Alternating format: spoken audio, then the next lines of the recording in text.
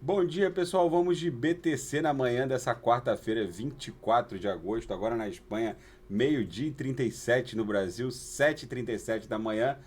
Vocês vejam que a BTC tá num marasmo, vamos colocar assim. Os fundos seguem ascendentes, os topos descendentes. No intraday, ela está desenhando uma régua, literalmente, a 1, 2, 3, 4. É o quinto dia que a BTC fica dentro dessa régua.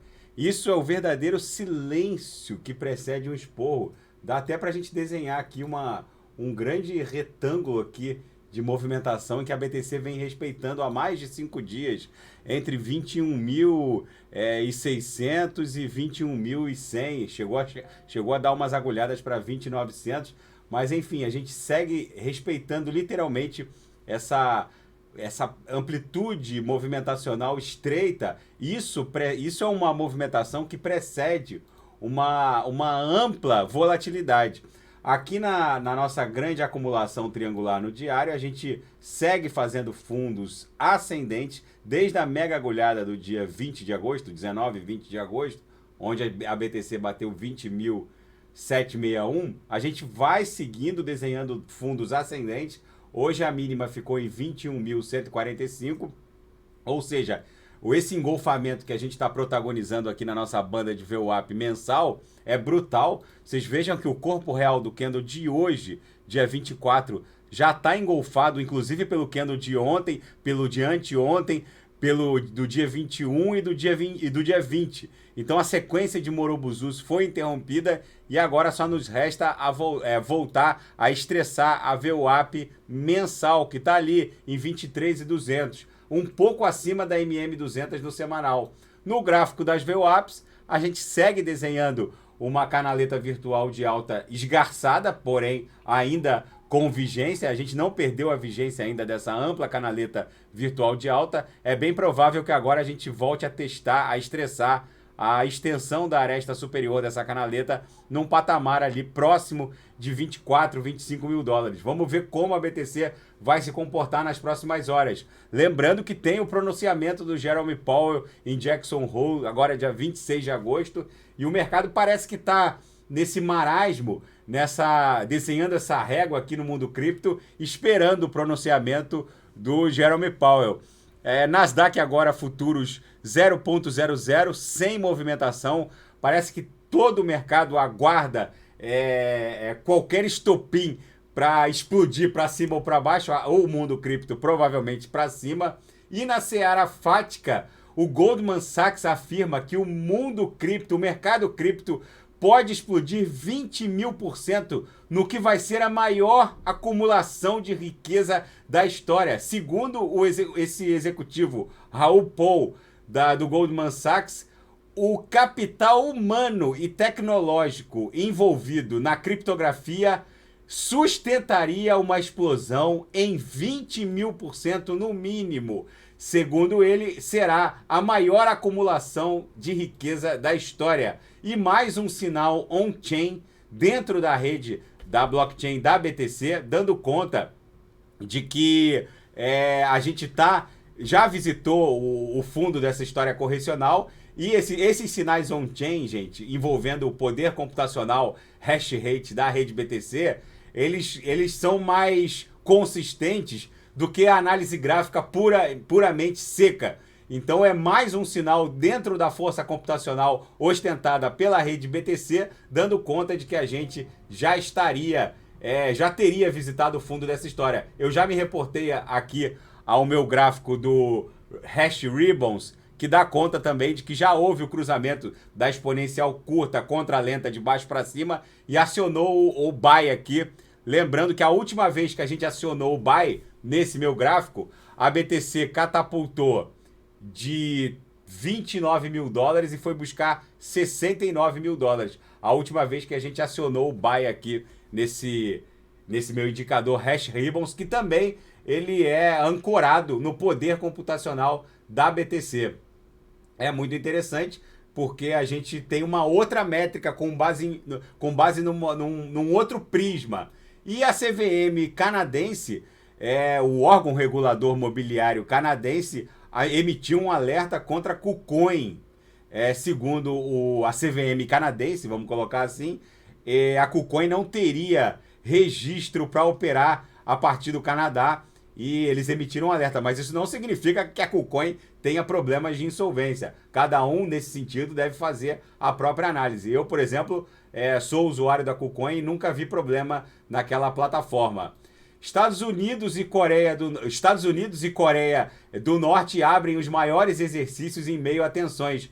Lembrando que os exercícios dos Estados Unidos na Península Coreana são ultimados juntamente com as forças militares da Coreia do Sul.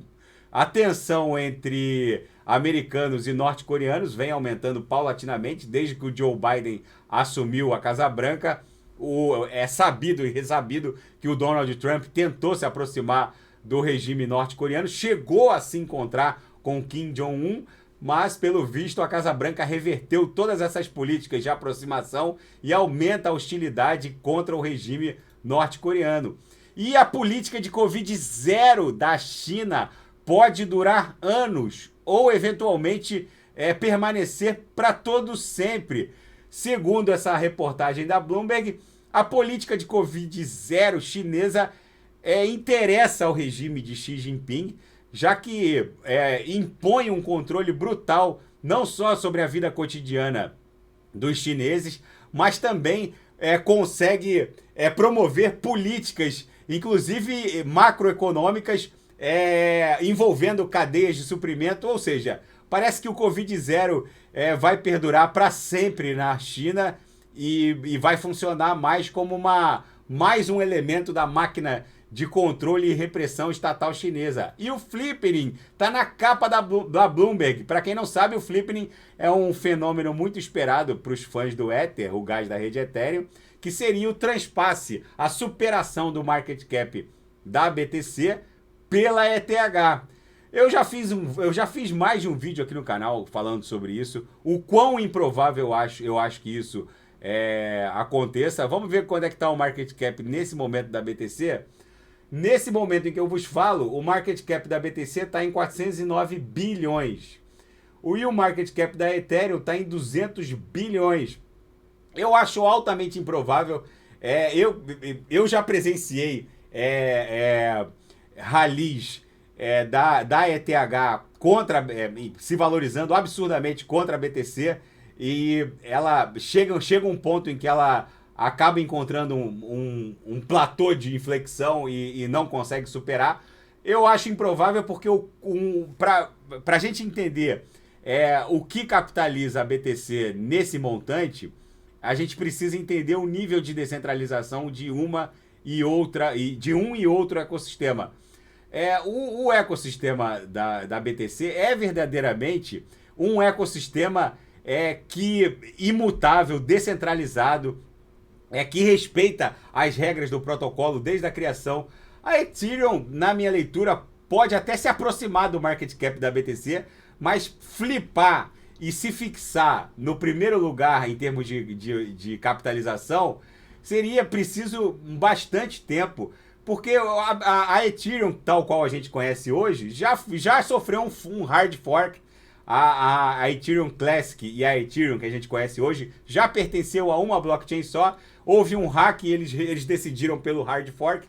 E agora, com a fusão dos dois consensos, alguns analistas estão prevendo um novo hard fork. Estão prevendo que vai surgir a ETH Pool, que vai ser a ETH Proof of Work, e a ETH que a gente conhece, que vai se transformar em Ethereum Merge, que vai ser basicamente o Proof of Stake.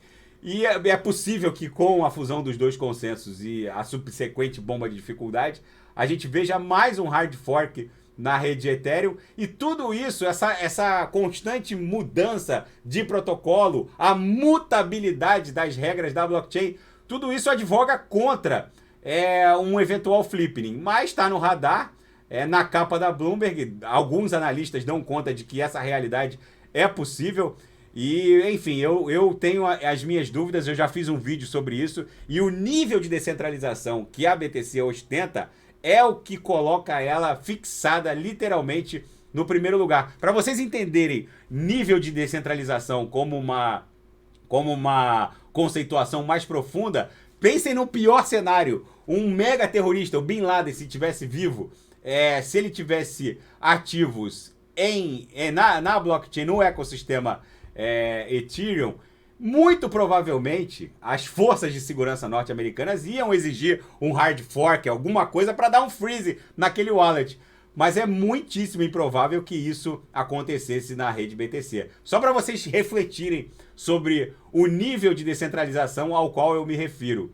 E um dirigente do Partido Verde alemão, ele exorta os alemães a usarem panos ao invés de tomar banho no inverno. Segundo ele, não haverá gás natural, muito menos energia elétrica para esquentar a água dos alemães, que provavelmente terão que tomar banho com pano.